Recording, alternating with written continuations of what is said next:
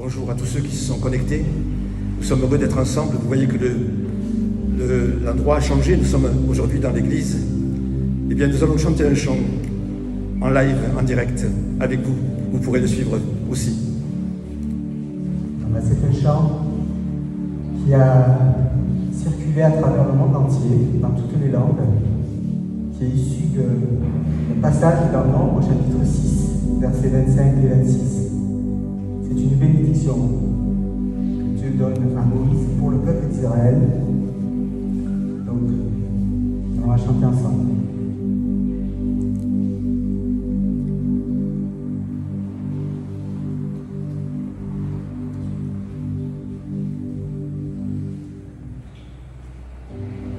Je te bénis et te garde. Il rayonne sur toi, il t'accorde sa grâce.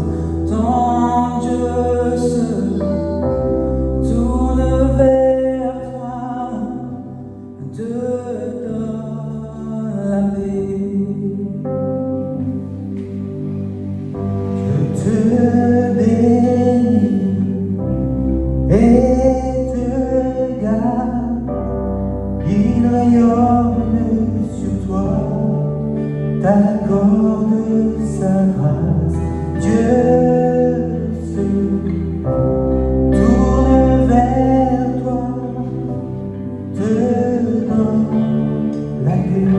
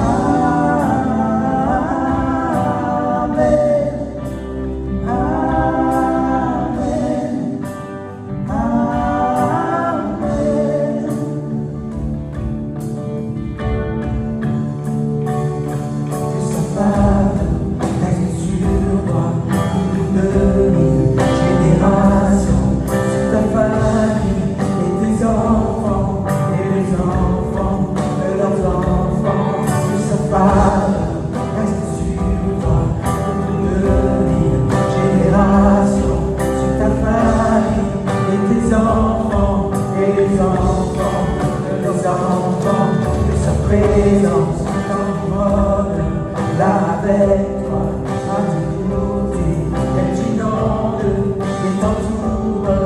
Il est pour toi, il est pour toi, dès le matin jusqu'au coucher, à chaque pas, veillant sur toi, dans tes larmes et dans la joie.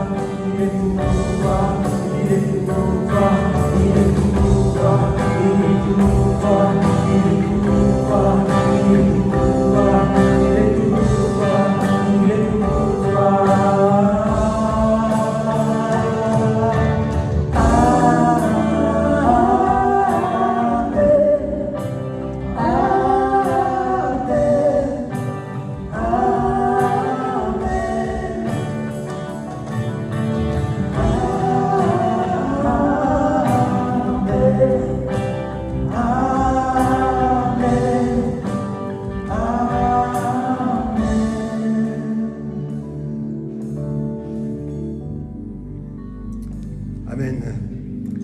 Gloire à Dieu. Gloire à Dieu. C'est une première pour nous de vivre ce culte de cette manière-là, avec vous qui êtes connectés maintenant. Et le texte dans lequel nous allons lire maintenant se trouve dans le deuxième livre des rois. Deuxième livre des rois au chapitre 4. Au chapitre 4, versets 8 à 37. Chorot kirk takaborats. Chorot kelur. Uterot hamaren spécial. 2 Rois, chapitre 4, versets 8 à 37. Et pendant que je suis là, je voudrais remercier l'équipe de louanges et tous ceux qui, pendant ce temps de confinement, ont été là pour assurer la technique chaque dimanche, dimanche après dimanche. Eh bien, ça a été une joie d'avoir persévéré ensemble. Tout n'a pas toujours été comme on l'aurait voulu, mais grâce à Dieu, on a pu suivre nos cultes ensemble pendant tout ce temps. Et aujourd'hui, eh bien, nous sommes encore ensemble pour ce culte dans la présence du Seigneur. Alors c'est Élise qui va lire ce texte maintenant. Voilà, mais on est heureux de vous avoir tous réunis aujourd'hui. Donc 2 Rois 4, chapitre 8 à 37. Résurrection du fils de la Sunamite. Un jour, Élisée passait par Sunem. Il y avait là une femme de distinction qui le pressa d'accepter à manger. Et toutefois qu'il passait, il se rendait chez elle pour manger. Elle dit à son mari, « Voici, je sais que cet homme qui passe toujours chez nous est un saint homme de Dieu. Faisons une petite chambre haute avec des murs et mettons-y pour lui un lit, une table, un siège et un chandelier, afin qu'il s'y retire quand il viendra chez nous. » Élisée, étant revenu à Sunem, se retira dans la chambre haute et y coucha. Il dit à Géasi, son serviteur, « Appelle cette Sunamite. » Géasi l'appela, et elle se présenta devant lui. Et Élisée dit à Géasi, « Dis-lui, voici, tu nous as montré tout cet empressement. Que peut-on faire pour toi? Faut-il parler pour toi au roi ou au chef de l'armée ?» Elle répondit, « J'habite au milieu de mon peuple. » Et il dit, « Que faire pour elle ?» Géasi répondit, « Mais elle n'a point de fils, et son mari est vieux. » Et il dit, « Appelle-la. » Géasi l'appela, et elle se présenta à la porte. Élisée lui dit, « À cette même époque, l'année prochaine, tu embrasseras un fils. » Et elle dit, « Non, mon Seigneur, homme de Dieu, ne trompe pas ta servante. » Cette femme devint enceinte. Et elle enfanta un fils à la même époque l'année suivante, comme Élisée le lui avait dit. L'enfant grandit. Et un jour qu'il était allé trouver son père vers les moissonneurs, il dit à son père, « Ma tête, ma tête !» Le père dit à son serviteur, « Porte-le à sa mère. » Le serviteur l'emporta et l'amena à sa mère, et l'enfant resta sur les genoux de sa mère jusqu'à midi. Puis il mourut. Elle monta, le coucha sur le lit de l'homme de Dieu, ferma la porte sur lui et sortit. Elle appela son mari et dit, « Envoie-moi, je te prie, un des serviteurs et une des ânesses. Je veux aller en hâte vers l'homme de Dieu et je reviendrai. » Et il dit, « Pourquoi veux-tu aller aujourd'hui vers lui? Ce n'est ni nouvelle lune, ni sabbat. » Elle répondit, « Tout va bien. » Puis elle fit sceller l'ânesse et dit à son serviteur, « Mène et pars.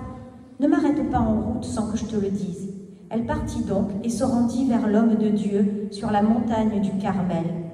L'homme de Dieu, l'ayant aperçu de loin, dit à Géasi, son serviteur, « Voici cette Sunamite. Maintenant, cours donc à sa rencontre et dis-lui, « Te portes-tu bien?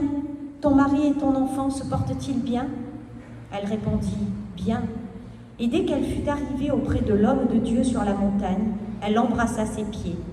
Géasi s'approcha pour la repousser, mais l'homme de Dieu dit, « Laisse-la, car son âme est dans l'amertume, et l'Éternel me l'a cachée et ne me l'a point fait connaître. » Alors elle dit, « Ai-je demandé un fils à mon Seigneur?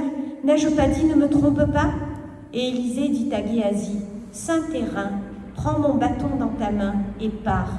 Si tu rencontres quelqu'un, ne le salue pas. Et si quelqu'un te salue, ne lui réponds pas.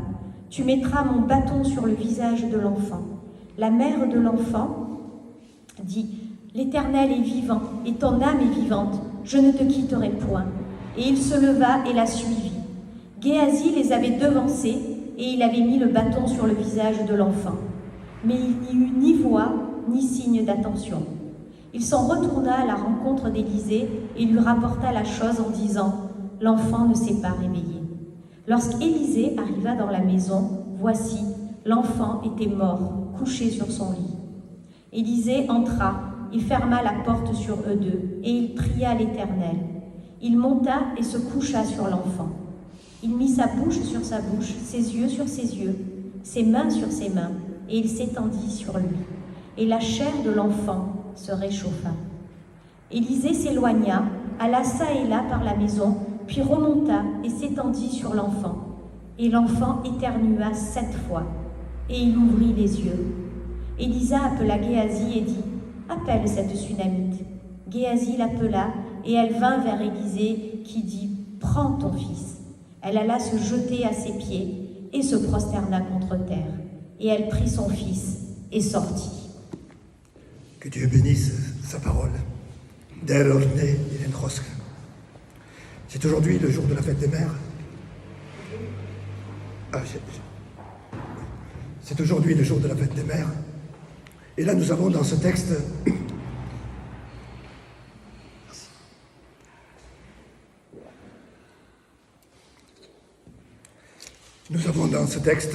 une femme, une mère, qui va tout faire pour son fils.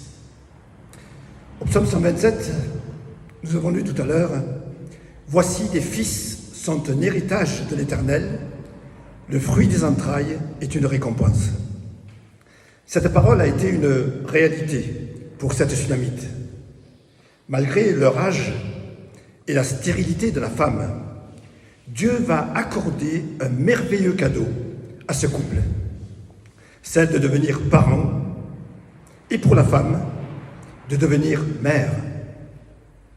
C'est la fervente piété de cette femme envers Dieu et son empressement envers Élisée, son serviteur et envoyé de Dieu, qui va déclencher l'intervention de Dieu en sa faveur.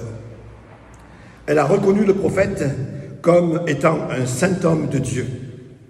Et pendant tout un temps, elle a eu à cœur de l'accueillir à sa table, chaque fois qu'il passait par là. Elle a demandé ensuite à son mari de construire pour lui une chambre et de la meubler afin qu'il puisse s'y retirer. En agissant ainsi, la Sunamite montrait son attachement à Dieu et sa crainte de Dieu. L'histoire montre que Dieu ne reste pas insensible aux marques d'amour de cette femme envers lui, amour qu'elle manifeste par son service pour son prophète. C'est par l'intermédiaire de celui-ci qu'il va agir en faveur de ce couple et leur faire une merveilleuse promesse. Voici, tu nous as montré tout cet empressement. Que peut-on faire pour toi ? La femme répond qu'elle n'a besoin de rien. Son service était désintéressé. Elle n'attendait rien en retour. Mais Dieu tient à la récompenser. Il va lui promettre un cadeau qu'elle avait espéré pendant longtemps et qu'elle n'attendait plus depuis longtemps, un enfant. Le début de ce récit enseigne plusieurs choses importantes. La crainte que cette femme a de Dieu lui permet de comprendre que cet homme est un envoyé de Dieu, que cet homme est un homme de Dieu. C'est aussi cela qui entraîne son attitude envers lui. Ainsi, frères et sœurs, notre attachement à Dieu, notre crainte de Dieu vont nous permettre de discerner les œuvres de Dieu. Nous vont nous permettre de voir Dieu à l'œuvre, de comprendre la présence de Dieu, de connaître la volonté de Dieu et de le servir, de marcher dans ses voies. La crainte de Dieu entraîne aussi un service ou un engagement désintéressé. Il est important de se souvenir que l'amour vrai donne et se donne et n'attend rien en retour. Mon amour pour Dieu ne doit pas être en fonction de tout ce qu'il peut me donner, comme protection, bénédiction, direction, réponse à mes prières. J'aime Dieu pour ce qu'il est et non pas pour ce qu'il peut me donner. Ainsi, mon service et mon engagement, mes sacrifices et mes efforts vont être désintéressés. Ils seront uniquement les fruits de mon amour pour lui. Dieu, lui, ne reste pas insensible à la piété de cette femme. Il est touché au plus profond de son cœur de père.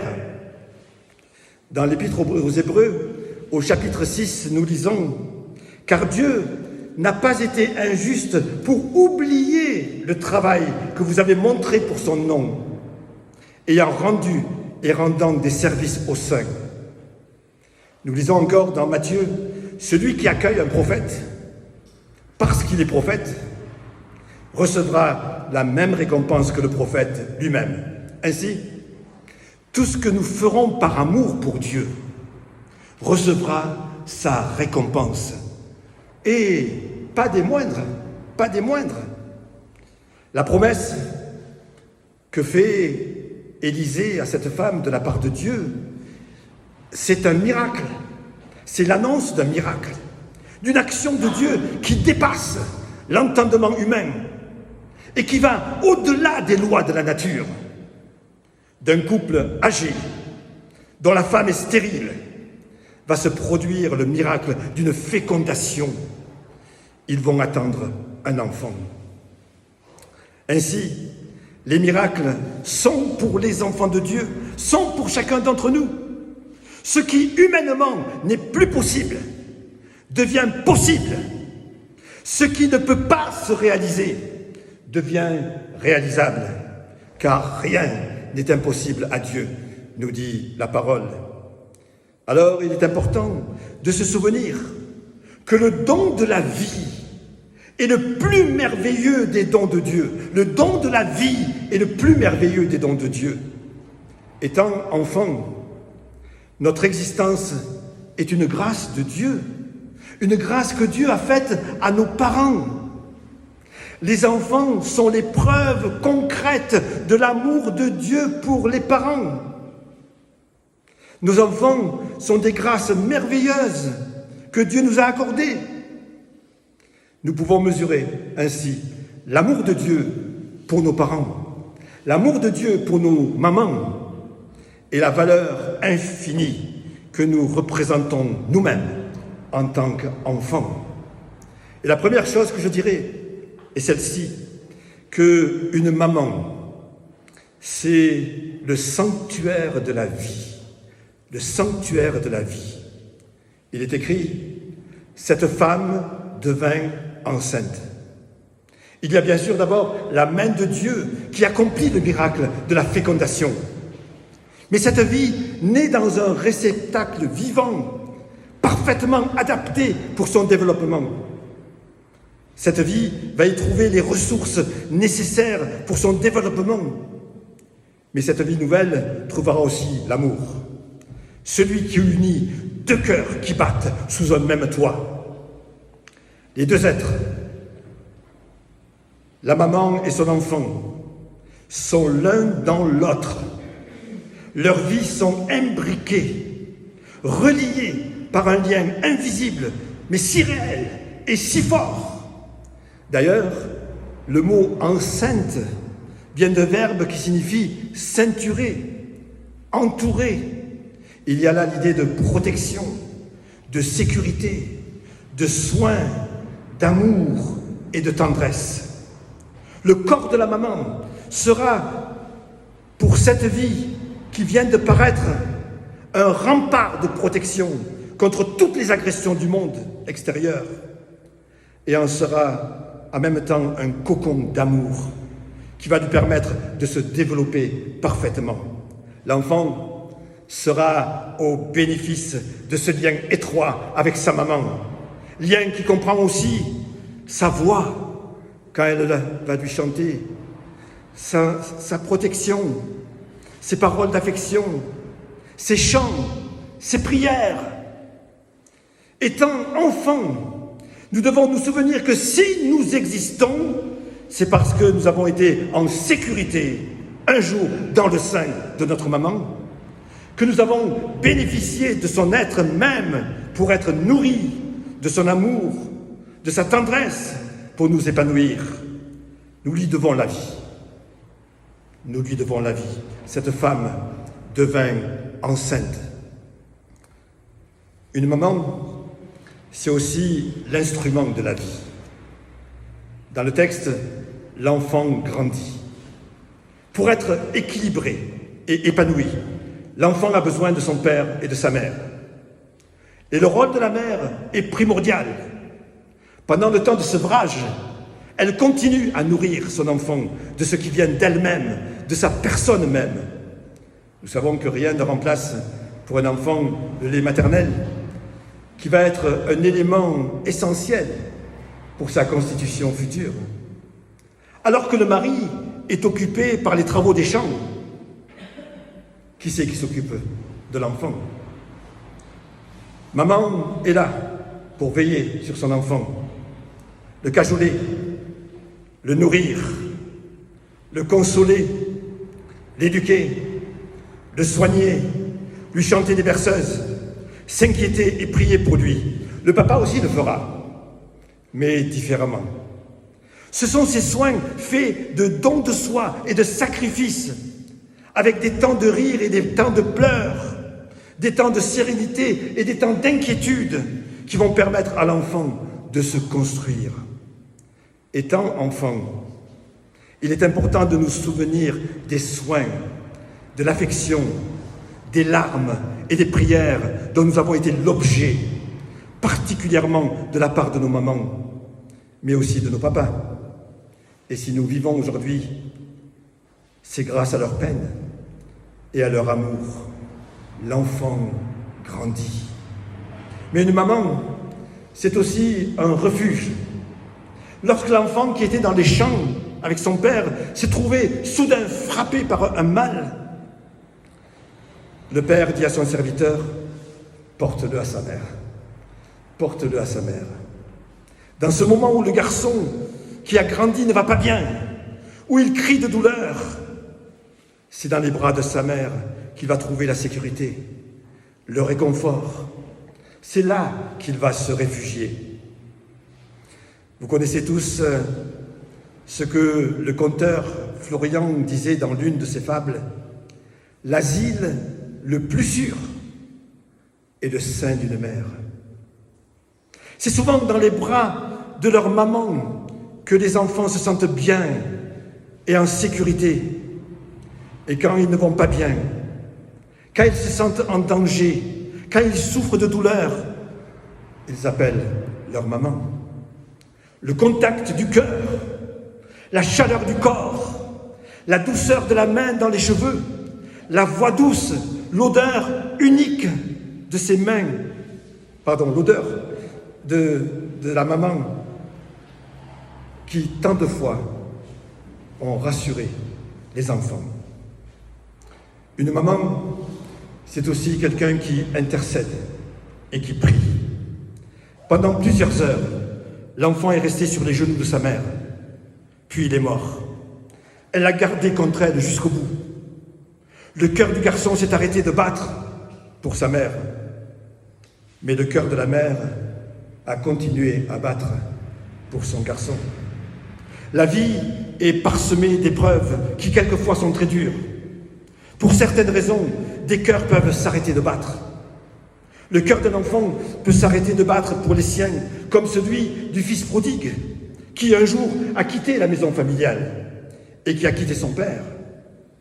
Mais le cœur du père ou de la mère ne s'est jamais arrêté de battre pour leur fils. La maman a gardé son fils sur ses genoux. Elle a été son soutien pendant tout le temps où il n'allait pas bien. Et malgré la situation désespérée, elle a continué à s'occuper de lui. Cette maman qui craignait Dieu s'était tant de fois mise à genoux pour lui. Tant de fois elle avait demandé la protection de Dieu lorsqu'il était malade, lorsqu'il était sur les routes. Tant de fois elle avait demandé à Dieu de l'aider, de le protéger, de le bénir, de le conduire, de le guérir. Tant de fois. Si le père du fils prodigue guettait le retour de son fils, j'imagine que la maman était dans la chambre à genoux, en train de prier pour lui. Étant enfants, nous ne devons pas oublier les genoux qui nous ont portés. Et ces mêmes genoux qui se sont si souvent pliés devant Dieu pour nous. Une maman ne baisse pas les bras, ne baisse pas les bras. L'épreuve terrible s'abat sur ce papa et cette maman. Leur enfant chéri meurt. Sa mère ne se décourage pas. Elle continue à se battre. Elle persiste. Elle fait des sacrifices qui lui coûtent. Elle se prépare pour aller jusqu'au prophète. Sans rien expliquer à son mari, elle se met en route. Rien ne l'arrête et elle ne se laisse arrêter par rien. Arrivée chez le prophète, elle ne tient pas compte du serviteur que le prophète envoie vers l'enfant. Elle ne bouge pas de sa place tant qu'il ne décide pas lui-même de venir.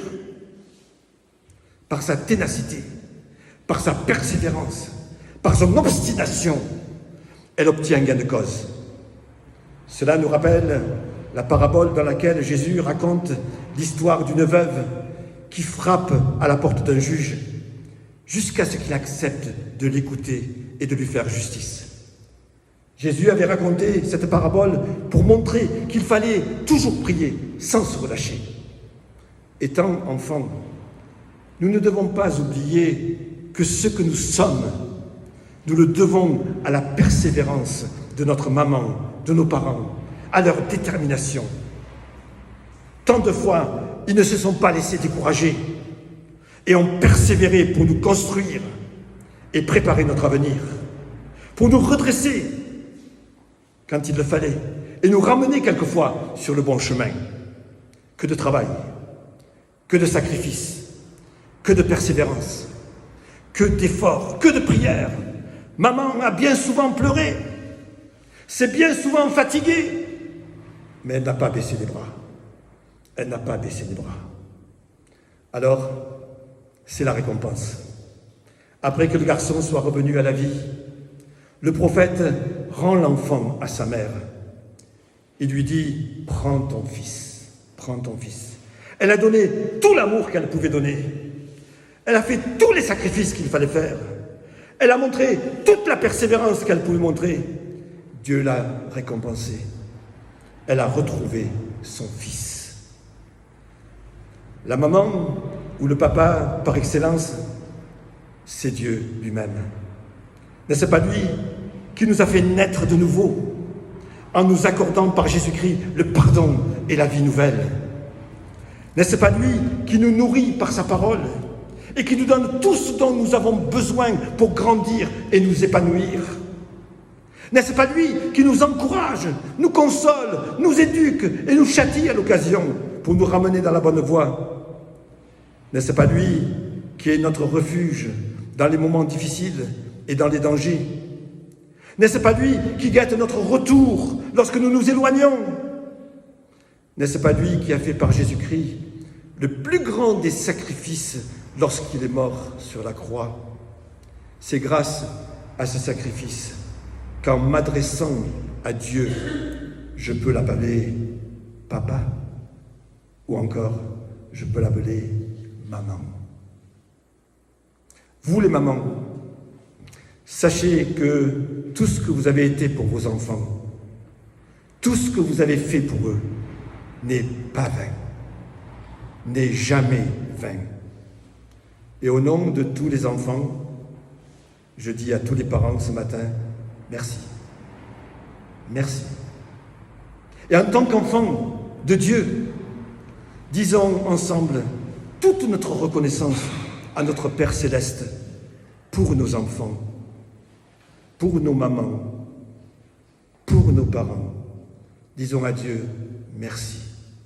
Merci Seigneur pour nos mamans. Merci Seigneur pour nos parents.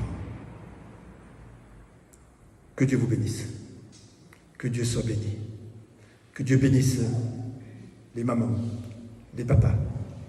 Que Dieu bénisse les couples. Que Dieu bénisse les enfants aussi, également. Avec l'aide du Seigneur, persévérons. Soyons de bons parents, soyons de bonnes mamans, soyons de bons papas pour nos enfants. Construisons-les avec l'aide de Dieu. Et à leur tour, un jour, eux-mêmes diront à Dieu, papa, papa, ou maman, ou maman. Amen. Prions ensemble.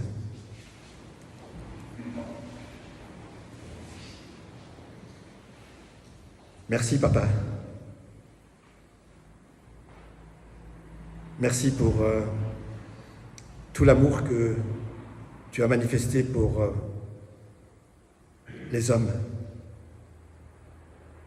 pour moi, pour chacun d'entre nous. Merci pour cet amour qui s'est sacrifié,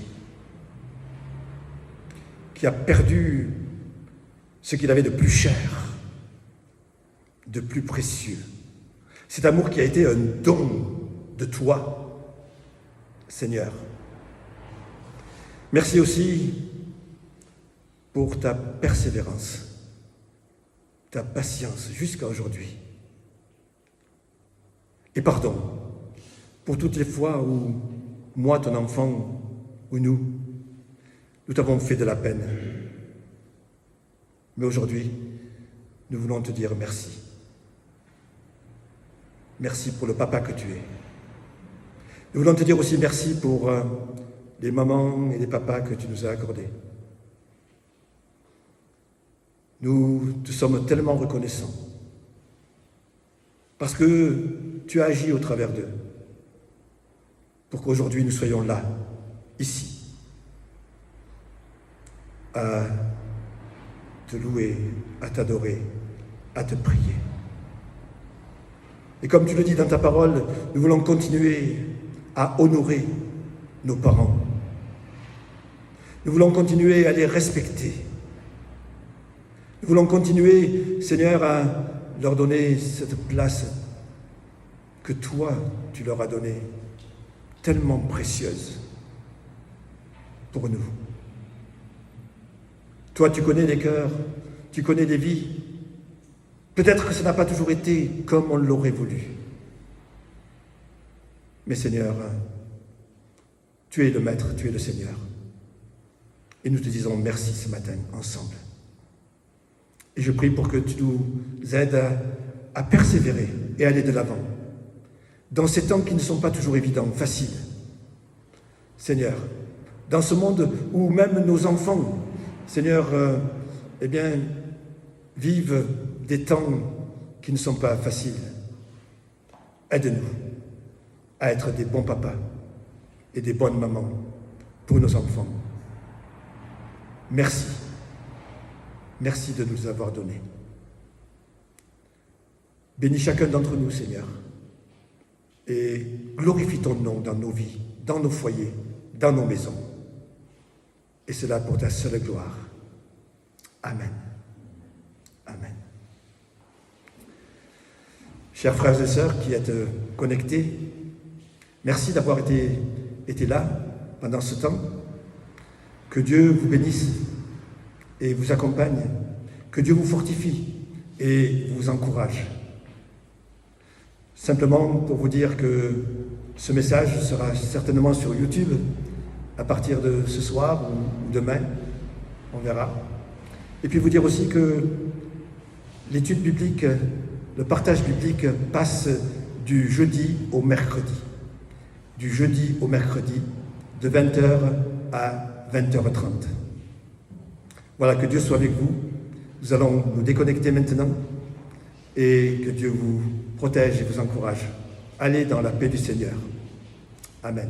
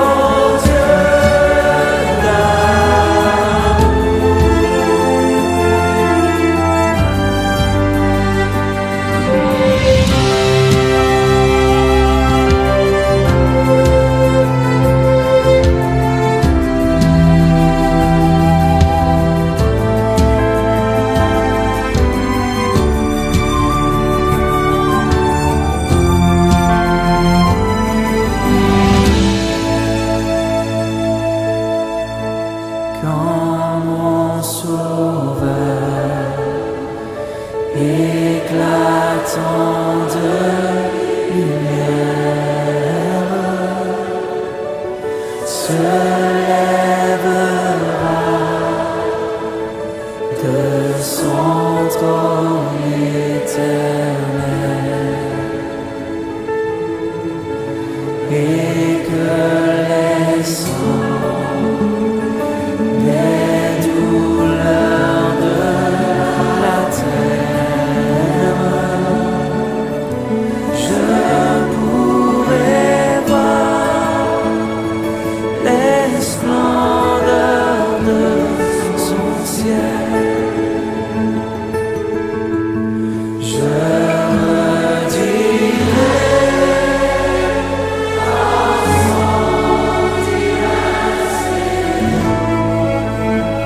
rien n'est plus